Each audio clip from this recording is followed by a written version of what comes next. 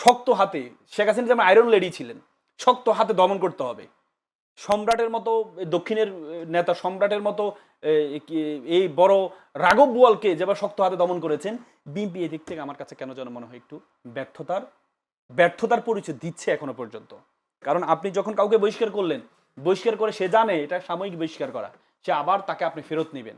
আপনি যখন তাকে গ্রেপ্তার করাচ্ছেন, গ্রেপ্তার করে যদি আপনি এক্সাম্পল ক্রিয়েট করতে পারতেন, গ্রেপ্তারের পর সাধারণ যেভাবে নন ভেইলেবল অফেন্সে সাধারণরা যেভাবে জামিন না পায়, সে যদি জামিন না পেত, তাহলে হতো কি? জামিন তো সরকার দেয় না। এই তো ব্যাপারটা এখানেই তো, এই জন্যই তো জুলাই সংস্কারটা দরকার। যখনই একটা সমালোচনা আসে তখনই কিন্তু ওটা আরো ভালোভাবে জানা যায়, তখনই একটা পদক্ষেপ না নিলে তখন আপনারা বলতে পারবেন যে আপনারা শুনেছেন, আপনারা দেখেছেন, আপনারা নিশ্চুপ থেকেছেন, আপনারা কিছুই করেন নাই। এই যে ঢাকার ডিসি, সে একটা গাড়ি তল্লাশি করেছে, তাকে বদলি করে দেওয়া হয়েছে। কুষ্টিয়ার একজন ডিসি ছিলেন, উনি এত জনপ্রিয় ডিসি ছিলেন, অনিয়মের বিরুদ্ধে দাঁড়িয়েছেন, চাঁদাবাজের বিরুদ্ধে দাঁড়িয়েছেন, ওনাকে সাথে সাথে বদলি করা হয়েছে। এসপি একজন, ওসি একজন, ডিসি হিসাব করে কি দিন শেষে আমাকে এইখানে থাকতে হবে, এইখানে আমি পানিতে বাস করে আমি কুমিরের সাথে যুদ্ধ করব না। ইতিমধ্যে চাঁদাবাজদের অ্যারেস্ট করা হচ্ছে, যে যে যে জায়গায় জানতে পারছে অ্যারেস্ট করা হচ্ছে, এবং ওপেন ডিক্লেয়ার দেওয়া হচ্ছে, এবং চাঁদাবাজদের সাথে সাথে চাঁদাবাজদের গডফাদাররাও কিন্তু সাবধান হয়ে যাচ্ছে। এই যে এই চ্যালেঞ্জগুলো, আপনাদেরকেও একটু সহানুভূতিশীল হতে হবে, একটু ধৈর্য শক্তি থাকতে হবে। আর চাঁদার তো দৌরাত্ম্য ছিল বাংলাদেশে। আমি বলবো, আমি ফ্যাসিস্টের সময়টা বলবো, 15.5 বছর কি চাঁদা, তার পরে আমি বলবো কোনোভাবে কমে নাই। তারপরে এখন সরকার দায়িত্বভার গ্রহণ করার সাথে সাথে আমি আলাদিনের চেরাগের মতো বলতে পারি না, তবে সরকার যেভাবে আন্তরিকভাবে চেষ্টা করছে, আমি তো আমার জায়গা থেকে খুশি। আমি কিন্তু বিএনপির একজন কর্মী সেই জন্য খুশি তা বলছি না, আমি কর্মকাণ্ডে আমি খুশি। এবং এটা আপনি বলতে পারেন, বা আমার ছোট ভাই রাসেলও বলতে পারে যে এরকম তো বলেই থাকে অনেক সরকারি, সব সরকারি বলে, কিন্তু আমাদেরকে সেই বলে থাকার সঙ্গে সময়টা দিতে হবে যে আমরা কতটুকু সময়ে আমরা দেখাতে পারবো। এবং আপনি জানেন ইতিমধ্যে চাঁদাবাজদের অ্যারেস্ট করা হচ্ছে, যে যে যে জায়গায় জানতে পারছে অ্যারেস্ট করা হচ্ছে, এবং ওপেন ডিক্লেয়ার দেওয়া হচ্ছে, এবং চাঁদাবাজদের সাথে সাথে চাঁদাবাজদের গডফাদাররাও কিন্তু সাবধান হয়ে যাচ্ছে, কারণ অনেক গডফাদারের হাতে অনেক ক্ষমতা আছে ছিল। সেক্ষেত্রে আমি স্বরাষ্ট্রমন্ত্রী যে ঘোষণাটা দিয়েছেন, কিন্তু তিনি এর আগে আরেকটা ঘোষণা দিয়েছেন, মব কালচারের দিন শেষ বলার পরও আমরা দেখেছি অনেকগুলো মব হয়েছে। যদি বলি বাংলাদেশ ব্যাংকের গভর্নরকে মব করে বিদায় দেওয়ার বিষয় আসছে, মব করে রুমিন ফারহানাকে, যদি বলি শহীদ মিনারে ফুল না দেওয়ার, এই বিষয়গুলো তো আপনার শহীদ মিনারে তো 2 দিনের ক্ষমতার 2-3 দিনের ঘটনা আপনি বললেন, সেইখানে কিছু বলার থাকে না। সেইখানে কিছু প্রত্যেকটা এলাকায় একটা বলয় তৈরি হয়ে আছে, সেই বলয়গুলোকে ইচ্ছে করলে একদিনেই দমন করা যায় না, হ্যাঁ চেষ্টা করা যায়। আর আপনি যে কথাটা বলেছেন ওটা বিচ্ছিন্ন ঘটনা, গভর্নরের কথা যেটা বলেছেন এটা সম্পূর্ণ রূপেই আপনার বিচ্ছিন্ন ঘটনা। আমরা মনে হয় ভালো কোনো খবর সামনের দিনে আমরা দিতে। ধন্যবাদ আপনাকে। যদি বা আলমামুর রাসেল, একটি খবর বেশ আলোচিত হয়েছে, আপনি নিশ্চয়ই দেখেছেন। ঘটনাটি হলো উত্তরবঙ্গ থেকে 35 টাকার বেগুন কিভাবে এসে কারণ বাজারে 100 টাকা হয়ে যায়, তার একটা তথ্যচিত্র আমরা দেখেছি একটা গণমাধ্যমে। এবং সেই চাঁদাবাজ এবং অস্ত্রধারীদের বেশ দৌরাত্ম্য আমরা দেখতে পাচ্ছি এই কয়েকদিন, বিশেষ করে সম্প্রতি। যদিও নীলুফা আপা বলছেনই যে আসলে এই সরকারের মেয়াদ তো খুবই কম, হয়তো তারা এখনো টেকেল দিতে পারছে না, বা আগামী দিনগুলোতে তারা টেকেল দেওয়ার চেষ্টা করবেন এবং হবে না, সফল হবে না। আপনি কি মনে করেন আসলে কি অবস্থা নতুন সরকার ক্ষমতা নেওয়ার পর এই ধরনের ঘটনাগুলোকে কিভাবে দেখছেন, দমানো কতটা সম্ভব? জি, অসংখ্য ধন্যবাদ আমাকে সুন্দর প্রয়াসে যুক্ত করার জন্য। সাথে মনিয়াপাকেও শুভেচ্ছা জানাচ্ছি, দর্শক যারা আছে তাদেরকেও শুভেচ্ছা জানাচ্ছি। প্রথম কথা হচ্ছে, স্বরাষ্ট্রমন্ত্রী যে ঘোষণা দিয়েছেন যে চাঁদাবাজি নির্মূল করা হবে, যে চাঁদাবাজদের নির্মূল স্বরাষ্ট্রমন্ত্রী যদি চায়, মানে বিএনপি যদি চায়, একবারই সম্ভব, অসম্ভব কিছু না। কারণ মিডিয়ার মাধ্যমে এবং সোশ্যাল মিডিয়ার মাধ্যমে আমরা জানতে পেরেছি, এবং সবাই বিশ্বাসও করে, বাংলাদেশে 80 থেকে 90% চাঁদাবাজি সরকারি দলের মাধ্যমে হয়ে থাকে।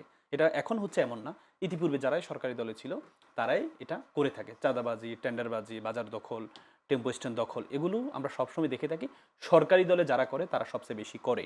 এবং এটা যদি স্বরাষ্ট্রমন্ত্রী যদি শক্ত হাতে দমন করতে চায় তাহলে এটা সম্ভব। কিন্তু ব্যাপারটা হচ্ছে, আমরা শক্তের হাতে দমনটা কেমন দেখছি। আপা একটু আগে বললেন না যে তাদের অনেকে যারা গ্রেপ্তার করা চিহ্নিত তাদের হচ্ছে, বহিষ্কার করা হচ্ছে। গ্রেপ্তার করা হচ্ছে, বহিষ্কার করা হচ্ছে। আপনি দেখেছেন মনু, কয়েকদিন আগে যুব দলের নেতা মনু একটা অফিসে সিসিটিভির ফুটেজের মাধ্যমে আমরা আপনাদের মিডিয়ার মাধ্যমে আমরা দেখতে পেয়েছি, সে বলেছে যে বাসায় গিয়ে বেডরুমে গিয়ে জি। তার সন্তান সহ স্ত্রী সহ হত্যা করবে, রংপুরে এমন হুমকি দিয়েছেন মনু সাহ।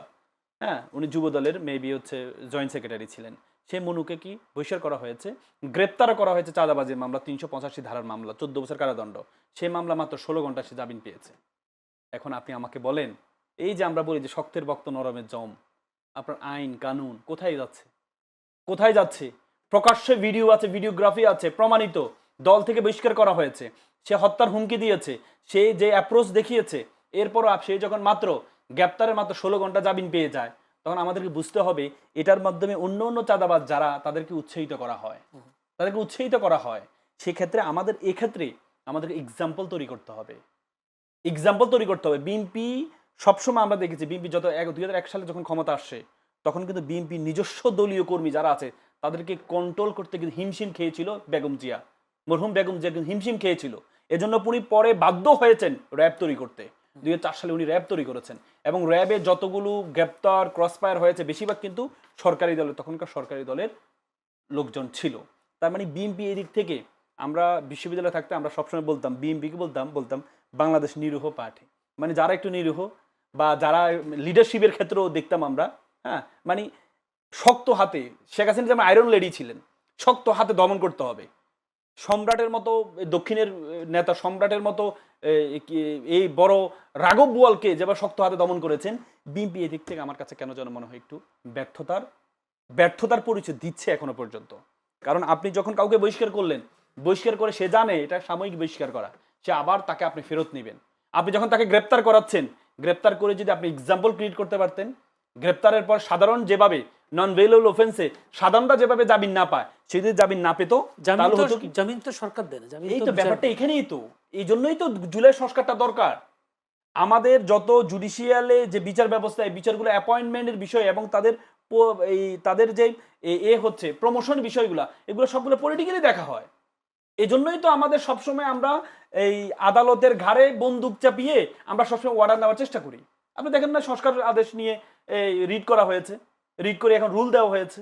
তার মানে আমরা শেখ হাসিনা তো এটা করেছে, শেখ হাসিনা তো কোর্ট দেখিয়েছে আমাদেরকে, কোটা বাতিল করা হয়েছে, পরবর্তী শেখ হাসিনা কি করলো, কোটা বাতিল, রিড করা হলো নিজের লোক দিয়ে রিড করাইয়া, এরপরে কোটা প্রথাকে আবার নিয়ে আসা হলো। এরপরেও তো ফলশ্রুতি কি হয়েছে আমরা দেখেছি। এখনো সেম আদালতকে দেখানো হচ্ছে। এখন কথা হচ্ছে গণভোট বিষয়ে কি রিট কি আমি সেটা আসবো, কিন্তু আমার কথা হচ্ছে চাঁদাবাজি নির্মূল করতে হলে আপনাকে শক্ত হাতে দমন করতে হবে। আপনি যখন এর বিপরীতে আপনি যখন দেখেন, এই যে ঢাকার ডিসি, সে একটা গাড়ি তল্লাশি করেছে, তাকে বদলি করে দেওয়া হয়েছে। কুষ্টিয়ার একজন ডিসি ছিলেন, উনি এত জনপ্রিয় ডিসি ছিলেন, অনিয়মের বিরুদ্ধে দাঁড়িয়েছেন, চাঁদাবাজির বিরুদ্ধে দাঁড়িয়েছেন, ওনাকে সাথে সাথে বদলি করা হয়েছে। আপনি যখন কেউ ভালো কাজ করবে, তাকে যখন আপনি ডিমোশন দিবেন, তাকে যখন বদলি করে দিবেন, তখন কিন্তু কেউ ভালো কাজ করার সাহস পাবে না। এর বিপরীতে আপনি যখন অপরাধীদেরকে বহিষ্কার করবেন, সাময়িক মানুষকে খুশি করার জন্য বহিষ্কার করবেন, এরপরে আপনি যখন তাকে গ্রেপ্তার করবেন, গ্রেপ্তার করার পর যখন সে জামিন পেয়ে যাবে, তখন যারা অন্য অপরাধী আছে তারা জানে সমস্যা নেই, কারণ আমরা সিসিটিভির ফুটেজ তো সব জায়গায় থাকে না, চাঁদাবাজি সবগুলো ভিডিও কিন্তু মানুষের কাছে আসে না, এক দুইটা আমাদের কাছে আসে। এক দুইটার মধ্যে যদি আপনি এক্সাম্পল তৈরি করতে পারতেন যে যুবদল নেতা তুমি কি হইছো, তোমার মতো রাঘব বল আমার কাছে কিছু না, আমার দেশ আগে। আমাদের স্লোগান তো, আমাদের আসলে সরকারি দলের স্লোগান তো সবার আগে বাংলাদেশ। তো সবার আগে বাংলাদেশ যদি হয়, তো সবার আগে বিএনপি হয়ে যাচ্ছে না বিষয়টা? আপনি তো বিএনপির যিনি এখন প্রধানমন্ত্রী তারেক রহমান, তার কিছু কর্মকাণ্ড আপনার পজিটিভ মনে হয়, ইতিবাচক মনে হয় না? যেমন তিনি জামায়াতের ইফতারে গেলেন, অবশ্যই এগুলো তো আমাদেরকে প্রমোট, বিলবোর্ড বন্ধ করে দিলেন। এগুলো তো আমরা প্রমোট করা দরকার। ভালো কাজ যদি আমরা উৎসাহিত না করি, তাহলে ভালো কাজ হবে না বাংলাদেশে।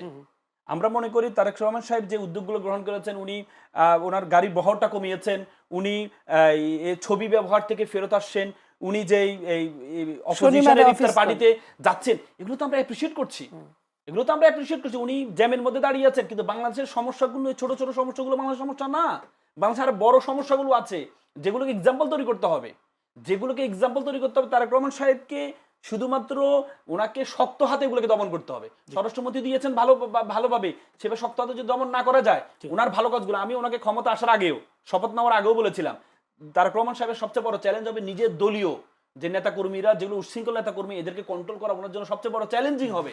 এই চ্যালেঞ্জ যদি মোকাবেলা না করতে পারে তাহলে ওনার যে ভালো কাজগুলো এগুলো ম্লান হয়ে যাবে, ধন্যবাদ। ওগুলো মানুষের কাছে ম্লান দেখা হয়ে যাবে না। এই জায়গাটা থেকে যদি নীলুফার চৌধুরী মনি উনি যদি বলি আল মামুন রাসেল যে বলছেন লোক দেখানো যে মামলা বহিষ্কার এবং সেই সাথে জামিন দিয়ে দেওয়া, এগুলো দিয়ে কি আসলে স্বরাষ্ট্রমন্ত্রীর যে ঘোষণা তিনি যে বলেছেন অস্ত্রধারীদেরকে কোনো রক্ষা দেবেন না বা ছাড় দেওয়া হবে না, এটা কি সম্ভব? নিজের দল বহিষ্কার করা হলো, আবার গ্রেফতার হলো, 16 ঘন্টার মধ্যে জামিন হলো, শোনেন, এই ধরনের ঘটনাগুলো দিয়ে আসলে কতটা সফল হবে? 54-55 বছরের একটা দেশের এত জঞ্জাল চাইলেই আপনি 10 দিন 15 দিনে পরিষ্কার করতে পারেন না।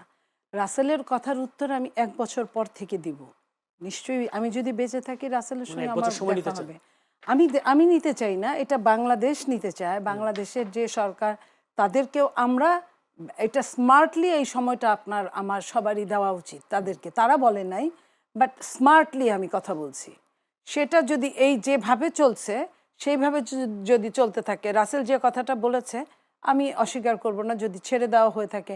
আপনি জানেন যে বলেন না যে রাসেল তো সারা বাংলাদেশের প্রেসিডেন্ট, আমি আমার এলাকার প্রেসিডেন্ট। একটা কথা আছে না, এরকম বলে না? তা এরকম তারেক রহমান সারা বাংলাদেশের প্রধানমন্ত্রী, কিন্তু যে বা যিনি ওই এলাকার, তার কথায় হয়তো বা স্বরাষ্ট্রমন্ত্রী যে কথাটা বলেছেন সে কথার আগে পরে একজন এসপি, একজন ওসি, একজন ডিসি হিসাব করে কি দিন শেষে যে আমাকে এইখানে থাকতে হবে, এইখানে আমি পানিতে বাস করে আমি কুমিরের সাথে যুদ্ধ করব না, কিংবা আমি এমন কিছু করব যাতে কুমিরের দাঁত হাত পা চোখ একটাও না থাকে, কুমির শুধু বেঁচে থাকে। কারণ এই খারাপ কাজগুলো করা মানেই কিন্তু তাকে শুধু বাঁচিয়ে রাখা। কারণ এইটা কিন্তু দিন শেষে কিন্তু জনপ্রতিনিধির উপরেই এটার বাসটা যেটা বলি আমরা সেটা যাবে।